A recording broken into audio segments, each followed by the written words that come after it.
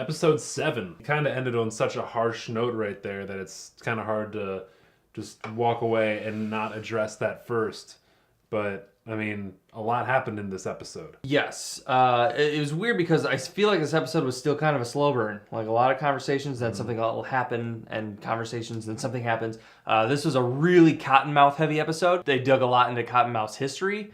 And with that... we found his mom. Yes. And which is his aunt. And his cousin throughout the show, it's her mother, and throughout the show she's been this councilwoman that she's been like a politician that's been falling as Cottonmouth has been falling. It's because she's related to Cottonmouth. She just hasn't been too prevalent so far in the show, so we haven't really addressed her that much. No. She's been around, but nothing big has happened. You don't really know the depths of how evil she is either. And I don't think she does either. Yeah. So, but she's starting to figure it out. Bouncing back to the beginning of the episode, so Cottonmouth's like barely in jail. We didn't even see a scene. His lawyers got him out ASAP. Then we have this flashback sequence of Cottonmouth thinking about his history with his aunt, and she's like just a hardcore bitch. Obviously, she was the head of some I don't want to say like mob, but it whatever. Seems like she ran a brothel. She ran the gang. Yeah. And a gang, and they established her really well because she slices off this dude's fucking finger. That did he even make that big of a mistake? Set of rose shears. Yeah, it was. Boom. It was clips it done right off. Oh shit! Oh fuck! Oh my god! Holy shit! Whoa! Did not expect that. Shades played a big part in this as well, in this episode. I mean, he's almost been a character that you could say, hey, is this person real, or is he just motivating their internal emotions for each individual character? And that's what it feels like he's doing, but he's provided such a good nudge to different characters. He seems to show up at the right moments. Yeah. And we still don't know this Diamondback that he's working for. We don't know him at all. We don't know Diamondback. We don't know Shades. No, we've seen Shades on screen for 7 episodes now. Yeah. And I know as much about him now as we knew about him in episode 1. Yeah, and he's almost just observing more than acting. Mm-hmm. But in this episode, he showed up in just the right places as well. We did have Shades sitting in right underneath of the crown this time, which was interesting. Look who's sitting at the crown now. Oh, shit. Almost as like a mediator for the crown. Like he would decide how things will play out.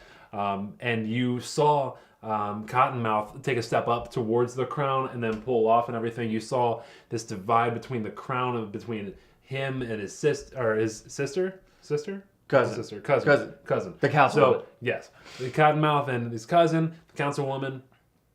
You saw this divide between them, and it was like they were going for it, and who controls the crown. But of course, a little bit before this, we had the epic gym scene. Yes, there was the gym scene. There was also a nice little conversation between Cottonmouth and Luke Cage. Cottonmouth blackmails him. Yep. And says, I'm going to send you back to prison. Luke Cage seemed like a little bit of a... he was being a little bitch there. He was a bit of a bitch. That conversation ended. It seemed like Cottonmouth had the upper hand. Mm-hmm. Then Cottonmouth mentions that to Shades. Shades says, we have plans for Luke Cage. And shit starts going downhill again for Cottonmouth. Again, with all of these scenes, we're having these like hardcore colors being blasted in your face. All of these reds that are just popping out. Like when his aunt is clipping the roses and everything. And then you get blood. I mean, you see red, an overwhelming amount of it. You can almost expect blood. It's kind of like American Beauty. You see the red door, the red roses, the red, all this stuff, and it just premeditates all of these things that are to come. Yeah. And I love it, and it's brilliant on the art department, and that was awesome. Overacting lady is out. Yeah, there's just this lady who's like the captain of the police force or whatever, and she was only in like a couple episodes. Just these last She wasn't in it that much, but man, right off the bat, you're like, she sucks. She's just such an overactor, just from her movements to how she talks, and it just wasn't buying it. It was just this time. So there's a gym throwdown. You probably saw the trailer of that, which kind of was sad because that was probably one of the better choreographed fights, and Luke Cage really threw down and kicked some ass. And there's a nice little joke at the end of that. I like that scene. What's pretty cool, you had one angle that you just like followed him as he walked in, and you followed. There were parts where you couldn't see where he was doing something that kind of seemed a little intricate. Yeah. Where there was action definitely going on where you wanted to see it. You were blocked by a locker or something like that.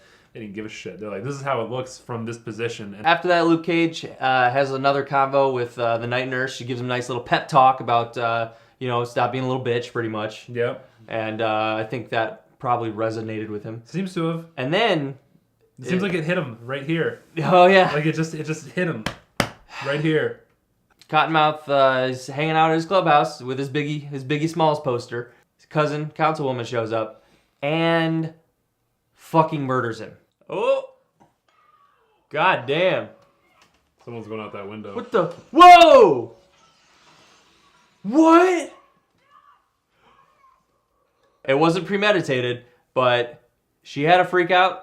He had a freak out. It was a legit fight. And then she... No, dude, he turned away. He turned around. He was walking away. She grabs the wine bottle, comes up behind him. Hit him in the fucking head. Boom! And you hear it, and it sounds real, too. That's another thing, too, in this show, is the audio. Yeah, the audio is legit. Phenomenal. Legit. And very, very, very, very good. Not only does she hit him in the head, but she pushes him out of a fucking window. The one that we've been seeing him through, like so many camera angles, like watching him in this window. Pushes him through the window, fucking falls on the floor. Oh. What? What? What the fuck, man? I have goosebumps. And she comes and murders him with a microphone stand. And she just keeps going and unleashing this violent side that we did not see. Like, I underestimated her as a character, honestly. And definitely. I mean, but she underestimated herself, right. too. And who shows up? Shades. Out of the shadows to console her. And I'm sure he's looking to shape her in a specific way for Diamondback. The last scene of the episode, fucking Luke Cage chatting it up with Night Nurse, and they reveal a sniper, and he says a line about a Judas, and they've been chatting about this special bullet called the Judas, which is like a weapon, a fucking... It's a bullet of some kind that goes in and then explodes out. It's like a super bullet. But we have been, for a couple episodes now, just curious if it would even penetrate Luke Cage's skin, and he took one right to the gut. Oh shit, vocal lights. Oh, this is gonna be the... Is it that bullet? Who is that? Oh shit, it's the Judas. It's gonna bounce off him and hit her. Shit, she's gonna die. Fuck! You better not. What fucking sniper sticks his gun out the window? Oh! I got him! Shit! It works. One thing that really pissed me off about this is the sniper who did this. He was sitting in a Humvee on the street with his barrel it was so far out of the truck and everything, and it was just like, oh, you idiot. Clearly, he wasn't a professional. Yeah. They obviously spent all their money on the bullet itself and not the person firing. But he hit him. He hit him, So... and Luke Cage looks to be in pain, and that's where they left the cliffhanger. Episode 8, not as slow-paced as previous episodes, but also not a ton to it. Yeah, I felt like the entire episode was just like, meh. Not as many conversations. I had fun with it. There was a lot of conversations, it felt like, but they didn't weren't stick like the landing in-depth. the way that the other ones have. Not gonna get lied, dude. I'm getting pretty disappointed with like how easy it is to just not let anybody die. They had plans for Luke though, so maybe this is just to show him. Maybe this is just to teach him a lesson. Maybe that's why it didn't explode. Could be. Assassin attacked Luke. Yep. Shot him with that special Judas bullet. We find out that it did explode, but we found out that Luke's like insides are just as tough as his outsides. So now a bullet's spreading inside of him. So it kind of leads on in this cat and mouse game with the assassin and Luke Cage and the night nurse is helping him along get out of this thing and try to give him to safety. It leads to this scene where they're trying to figure out how to get the bullet shards out of Luke, which it was gross.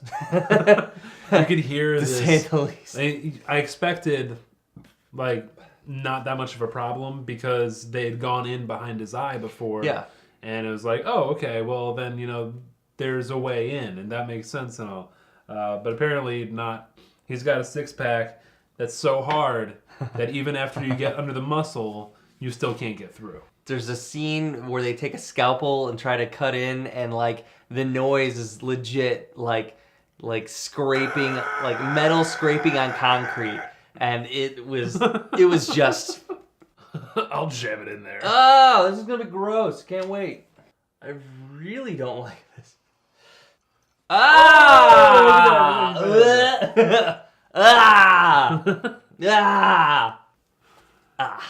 It was pretty bad, but I think that moment was brought down for me a little bit because I was really confused by a statement that Luke made just before, where she's like, let me go get the local anesthetic. First off, you can't give him local anesthetic because you can't puncture through any of his skin or anything else like that. Yeah. Second, he says, no. I don't want to compromise and get anybody else killed or something like that. What? What? What? What?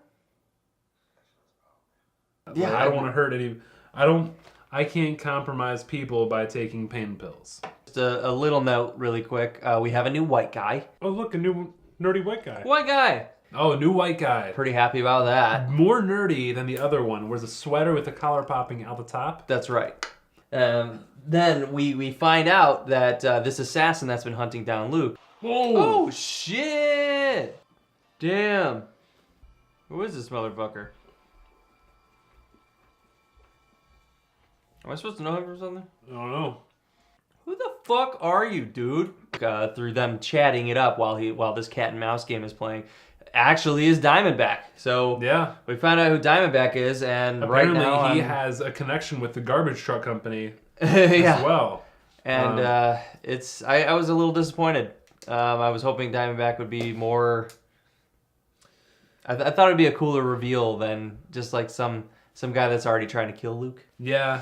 Because they talked about hiring somebody to take Luke out. And so I'm assuming, oh, this is the guy who it is. Right. And usually with a twist like this, the effect you're going for with the audience is obviously like, oh, I didn't see that coming. Like a lot of things we've talked about with this show. Yeah. This was something where it was like, I thought...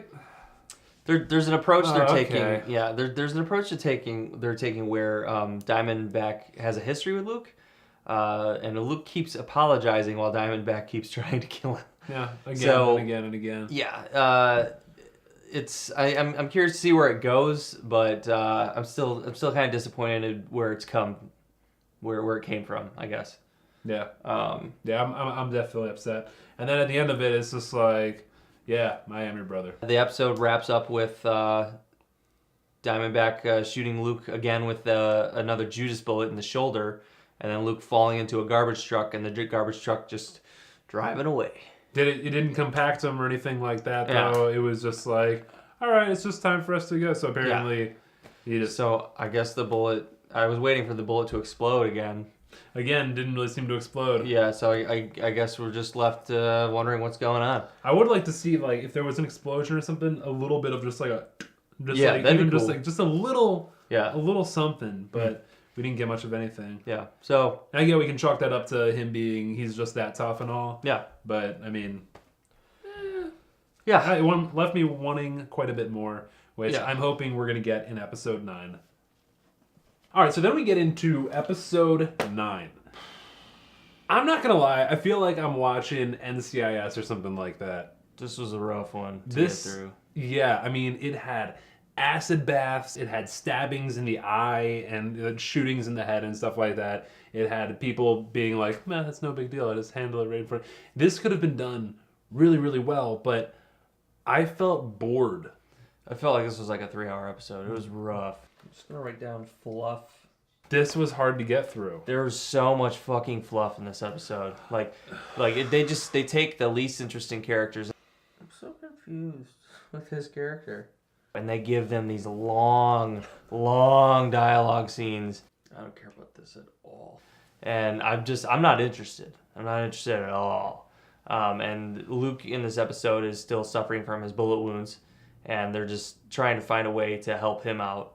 And they could have spent more time on that. Yeah. The only interesting thing I really found in this episode was that they focused on Diamondback a little more and how crazy he is. And I think that he seems like he's shaping up to be a pretty decent villain, which is great. But, I mean, a villain's usually as good as their intro.